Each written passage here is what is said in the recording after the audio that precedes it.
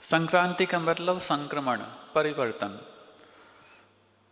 यूँ तो एक कैलेंडर में लगभग 12 महीने, 24 पक्ष, 52 सप्ताह और 2 अयन होते हैं, एक उत्तरायण, एक दक्षिणायन।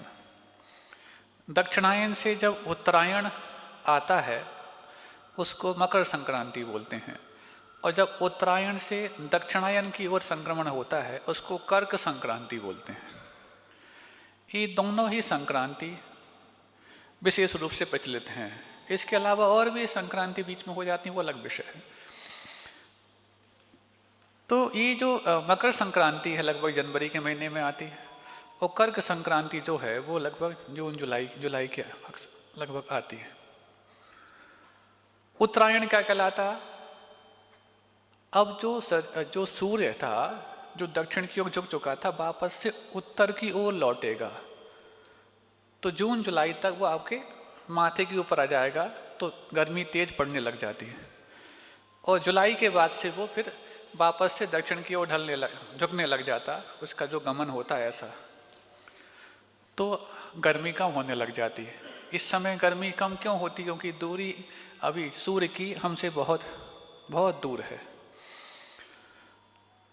अभी जो सूर्य को जलांजलि देना, लड्डू इत्यादि होना, ये सब कुछ कथानक कैसे जुड़े?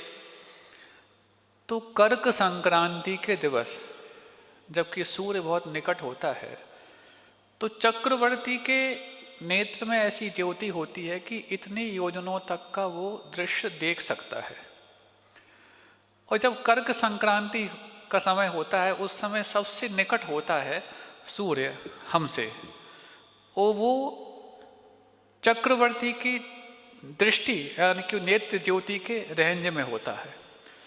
क्योंकि सारे जितने भी ज्योतिर्विमान हैं उनमें सब ज्योतिषी देव रहते हैं, तो वहाँ पर भी अकृत्रिम जिनालय हैं। तो सूर्य बिंब में स्थित जो अकृत्रिम जिनालय हैं उनके जिन बिंबों का दर्शन कर्क संक्रांति के दिन चक्रवर्ती कर लेता है, करता है, तो फिर अष्टद्रव्य से पूजन करता अपने महल की छत से ही। अब अष्टद्रव्य में जल भी होता है तो जल चढ़ाता, तो लोग उसको देखकर जल चढ़ाना सीख गए कि सूर्य को जल चढ़ाना चाहिए।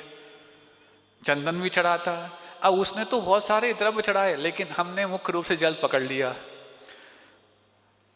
और इसके पश्चात जब अकृत्रिम जिनालयों की वंदना की उसने अपने घर से ही, अपने महल से ही, तो खुशी में लड्डू बांटे, तो आज के दिन लड्डुओं का त्योहार आ गया।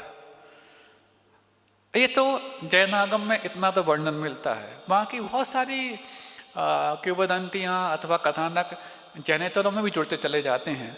पतंग तो एक ऐसी बात है, किन्हीं किन्हीं स्थानों पर होती, सब जगह तो है नहीं।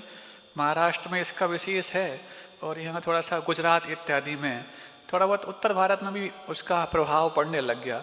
लेकिन ये कथानक उस समय चूँकि अलग अलग कुछ व्यवस्थाओं के साथ जुड़ते चले जा रहे हैं, इतना ही हम कहना चाहते हैं।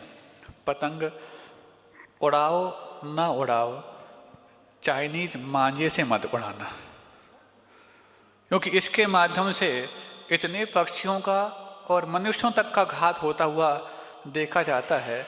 ये एक तरह से हिंसक खेल हो जाता है। पतंग वैसे हिंसक नहीं थी, लेकिन आज उसका जो तरीका अपना लिया है उससे पतंग का त्यौहार भी हिंसक त्यौहार जैसा होने लग गया। इसलिए उससे अवश्य बचना चाहिए। हमारी पतंग कम से कम कटी पतंग ना बने, और यदि डोर किसी के हाथ में हो तो वो सच्चे गुरुओं के हाथ में हो, ताकि हम इस प्रभावना के आकाश में अपने आप को स्वच्छंदतापूर्वक तो नहीं, लेकिन स्वाधीनतापूर्वक विचरण करते हुए भी आत्मविश्वास रखें कि हमारी डोर सही हाथों में है। जय जिनेंद्र। नमोस्तु।